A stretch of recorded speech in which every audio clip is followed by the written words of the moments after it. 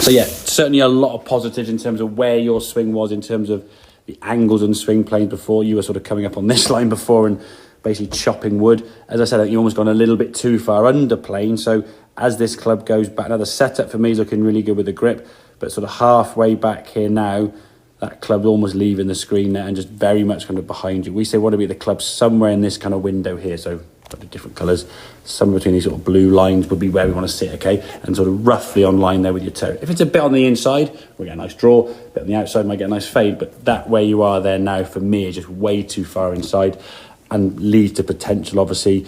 It's forced you to come over the top. And if you don't, you'll be coming so far from the inside, your goal ball will just be sort of almost coming boomerang back towards you. So it is a slightly inside more than we want. Now, if we look at this one on the right-hand side, so I put in sort of position. That for me, that would be good enough, yeah? Position the club there, that's fine, okay? You're going to be nowhere near that to start with, okay? But the feeling of then hinging the wrist up, and as the club comes back down, we don't be going forward on the toes here, as we said, because that's going to sort of lead to the unmentionable. And then the movement that you were kind of making through the goal, I think I just sort of may have blocked the camera as I walk back at the top of the backswing here now. As I come out of the way, that's the angle we'll be coming down on. Yeah, a bit on the inside, but that's fine for you to hit the draw. As I then get out of the way, I think you then start sort of shoving your handle a little bit. So you can see your hand there, see how much open that club face is.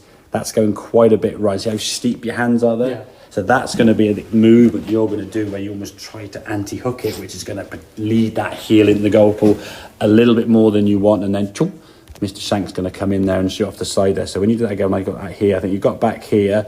I think from here, I was blocking the camera. It's like, did he do it again? You see the club face there looks quite open. That's hovering over the golf ball.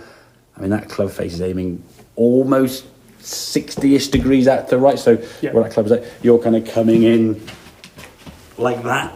Yeah, where at that point it needs to be a bit more, say, coming around almost onto that heel, which when we put the second ball there, and there's a ball on the outside here, you was more around the corner, kind of not trying to block it out to the right there. So then when you come in here, that was good, but then watch the move here now.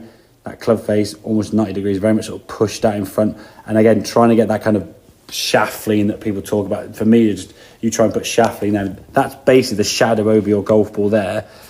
I mean, that club's almost 90 degrees open, which is going to be a very, very... And what happens is when you're doing these practice swings as slow as you are, and the club just go into there and sort of stopping, your brain sees that and goes, oh my word, what's going to happen now? And it will react. Even without you realise, you'll start making these sort of movements, okay? So as you get to the top of the backswing, feeling that movement there, up the top there, coming down the wall there, and as you can see that club will be sort of dragging down the wall, club here now, and then as you come through the ball, that release through the golf ball this way, yeah? So we're releasing the arms and body that way, not that kind of forehand or cricket type shot in some ways that you're doing, okay? Then as we get to the golf ball, you do it by yourself, and then at the end here now, your takeaway is going to be somewhere about here, okay? Yep. Less than what it was. I mean, you're there, but eventually in time, eventually in time it's going to move to where it wants to be, okay? So we watch as that club goes back now, and you go back. There we go. There you go. So I have to do this little roller in there to get, there you go. There you go. So it's just inside there. I mean, that camera's a lot further over there, okay? So you've probably got that much space from the behind to there. Yeah. So you've probably halved it near enough, yeah? Which is a good amount to change in one session, okay? In time with practice, that's going to move back in, okay? Bit by bit by bit. And then, as we say, start working the top of the backswing. The pleasing thing for me, the position you're getting that club into as you come back to the golf ball, okay?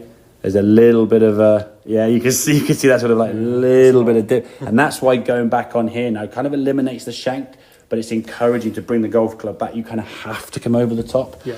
So, yes, there's going to be a slight in and up and over, but it needs to be kind of within a small little window. If it's like way over here and then way back over, your consistency levels are going to be shot to bits. And sometimes you'll hit some good shots, and sometimes you'll be in some shots that are going to be a bit hooky. But at least that one there, say, rotated around that left foot nicely. Good balanced position. I say, you're getting a few pulley ones. In time, once that pulley one happens, when you try and stop hooking it, it's not shove the hands out this way, it's move the body more to the left, so the handle now will become in front, not you shoving the hands in front. Right. We don't create shaft lean by leaning the handle forward.